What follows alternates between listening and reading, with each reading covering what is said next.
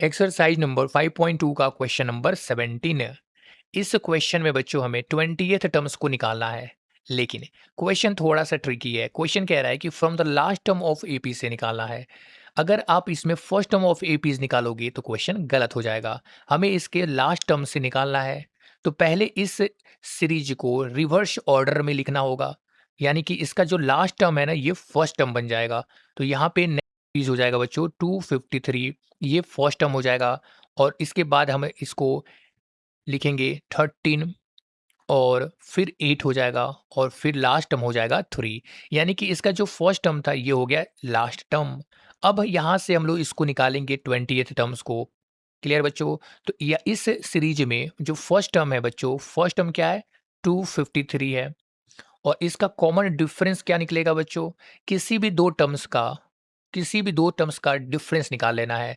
लेकिन इसमें ध्यान रखना है कि second term minus first term करना है। तो इन दोनों टर्म्स में सेकेंड टर्म 8 है, तो 8 में से माइनस करेंगे फर्स्ट टर्म को। और ये हो जाएगा बच्चों यहाँ पे -5। तो डिफरेंस भी निकल गया और हमारा फर्स्ट टर्म भी मिल गया। तो इससे हम लोग 20th टर्म्स को निकाल लेंगे। क्लियर बच्चों? तो इसके लिए फॉर्मूला यूज करना है a+n-1 इंटू डी। ये फॉर्मूला होता है बच्चों nth टर्म्स को निकालने का। और यहाँ से हम लोग 20th टर्म का फॉर्मूला निकाल लेंगे। तो 20th टर्म्स के लिए क्या होगा? ये होगा बच्चों first term 253 plus n-1। n रखना है बच्चों 20th टर्म के लिए 20 -1। और d निकल गया है बच्चों -5। इसको सॉल्व करेंगे तो ये हो जाएगा 253 और माइनस, इन दोनों को मल्टीप्लाई करेंगे तो 5 माइनस में, तो यहाँ पे माइनस हो जाएगा। और यहाँ से हो जाएगा बच्चों 19 और ये हो जाएगा इंटू 5। तो इसको सॉल्व करेंगे बच्चों हम लोग, तो ये तो हो जाएगा 253 -95 और इक्वल टू हो जाएगा 100 माइनस कर देंगे तो 143 हो जाएगा और 5 ऐड कर देंगे तो 148 हो जाएगा। क्लियर हो गया बच्चों? अब यहाँ से 20th टर्म हमें निकालना था। इसका वैल्यू है 148 और यही हो जाएगा इसका आंसर। Question number 18। इस क्वेश्चन में बच्चों, क्वेश्चन नंबर 18, इस क्वेश्चन में कह रहा है कि sum of fourth and eighth term of AP is 24। इस एपीज का फोर्थ और एट्थ टर्म का सम 24 है और सिक्स्थ प्लस 10 टर्म्स का एपी 44 है। तो हमें फर्स्ट 3 टर्म्स ऑफ एपी को निकालना है। क्लियर है बच्चों? तो जैसे क्वेश्चन कह रहा है हमें वैसे ही कर देना है। यहाँ पे फोर्थ टर्म निकालने का फॉर्मूला क्या होगा बच्चों? पहले हमें फॉर्मूले का यूज करना है a+n-1 इंटू डी। इस फॉर्मूले का यूज करके हम लोग हर एक टर्म्स को निकाल सकते हैं बच्चों। तो फोर्थ टर्म के लिए हम लोग क्या करेंगे? फोर्थ टर्म्स के लिए इसका फॉर्मूला होगा, ए हो जाएगा फर्स्ट टर्म प्लस एन की जगह पे रखना है 4 को, तो ये हो जाएगा 4-1 और ये हो जाएगा डी। इसको सॉल्व करेंगे बच्चों तो ये हो जाएगा a+3d। ठीक है, ये हो गया फोर्थ टर्म के लिए। अब ऐसे ही हमें एट्थ टर्म के लिए भी निकालना है। एट्थ टर्म के लिए ये हो जाएगा a+ n की जगह पे 8 रखेंगे तो 8-1 इंटू डी और ये हो जाएगा बच्चों a+7d। क्लियर हो गया? सिक्स्थ और 10th टर्म्स के लिए भी लिख लेना हमें फॉर्मूला। a6 के लिए ये हो जाएगा a+6-1 इंटू डी और इसको सॉल्व करेंगे तो a+5d हो जाएगा। क्लियर है बच्चों? और अब हमें 10th टर्म्स के लिए भी निकाल लेना है। यहाँ से 10th टर्म्स के लिए ये हो जाएगा a+n की जगह पे 10 रखेंगे तो 10-1 और ये हो जाएगा d is equal to a+9d। तो सबका हमने बच्चों निकाल लिया, सबका नम हमने वैल्यूज निकाल लिया। अब इन वैल्यूज का हमें यूज करना है फर्स्ट वाली कंडीशन के लिए। फर्स्ट कंडीशन कह रहा था बच्चों कि फोर्थ और एट्थ टर्म का सम है 24। यानी कि यहाँ से अगर हम देखें तो fourth term plus eighth term, इन दोनों का सम दिया है 24। इन दोनों की वैल्यू पुट कर देंगे बच्चों यहाँ पे हम लोग। फोर्थ टर्म के लिए a+3d प्लस एट्थ टर्म के लिए a+7d को ऐड कर देना है यहाँ पे और ये हो जाएगा बच्चों 24।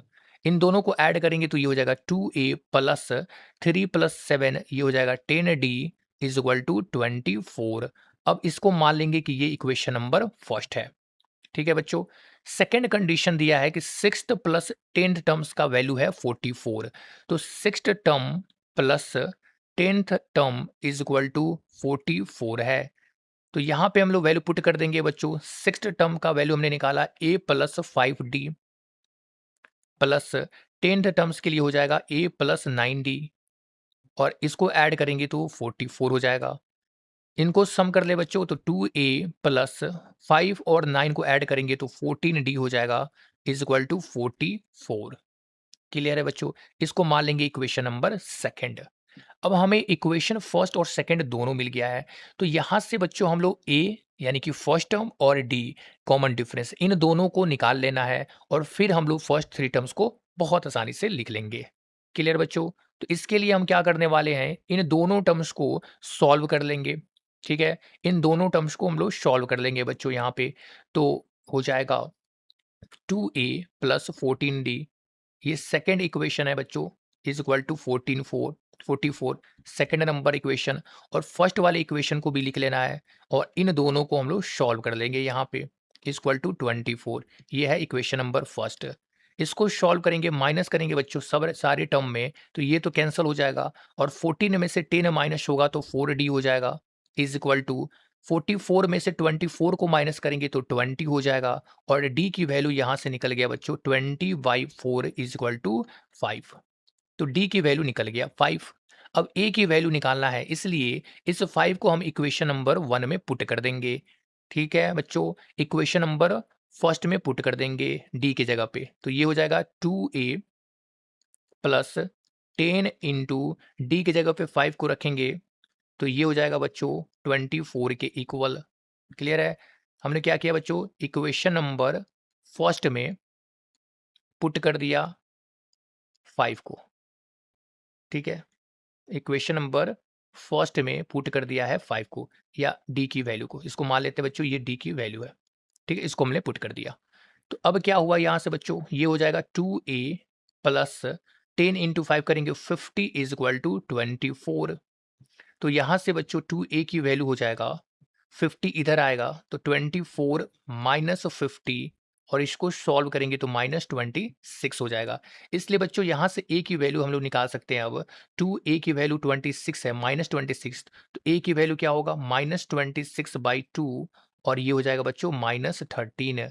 तो a की भी वैल्यू निकल गया -13 और d की वैल्यू है +5। तो इन दोनों का यूज करके हम लोग फर्स्ट थ्री टर्म्स को से हम लोग लिख सकते हैं।